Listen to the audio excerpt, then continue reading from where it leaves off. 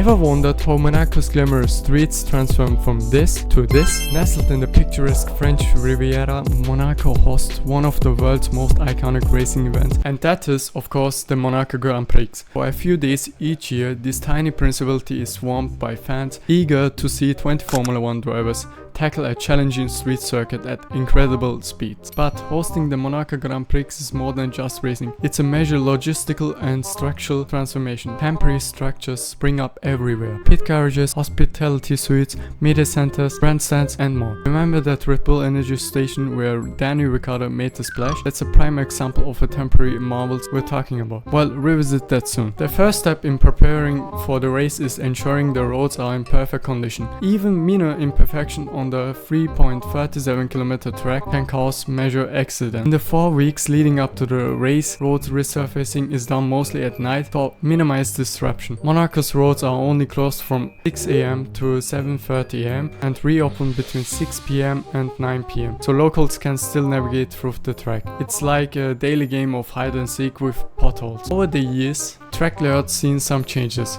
but safety upgrades have been paramount. Before 1969, there were no armed barriers, meaning driver risk crashing into buildings, trees or even lampposts. Not exactly ideal unless you were in the mood for a cafe pizza. By 1972, the circuit was largely lined with armed barriers to protect both drivers and spectators. Today the track features 21 kilometers of safety rails, a kilometer of techno barriers, around 20,000 square meters of wire netting, more than 3,000 protection tires and 800 fire extinguishers, one every 50 meters. Over 2,000 people including marshals, stewards, police and medical teams are stationed around the track during the race. That's more people than you would find in small towns. Monaco's size poses unique challenges for setting up Grand Prix. The entire country could fit inside New York's Central Park. With limited space, most temporary facilities transported by over 600 trucks and trains from storage facilities in Nice and Italy. The operation begins about 6 weeks before the race, with pit garages arriving in 120 sections and assembled by cranes. Think of it like building IKEA furniture for F1 cars. One of the most impressive temporary structures is the Red Bull Energy Station. Used across 9 European locations, it must be transferable and assembled in just 32 working hours. Everything is packed to maximize efficiency during setup. For Monaco, the energy station is built on a floating barge in Imperial, Italy, and then sailed 20 nautical miles to Monaco. Once there, it hosts drivers, teams and VIP guests with 40,000 cans of Red Bull, a kitchen serving 13,000 meals and F1 cars on display. And of course, once the race is over,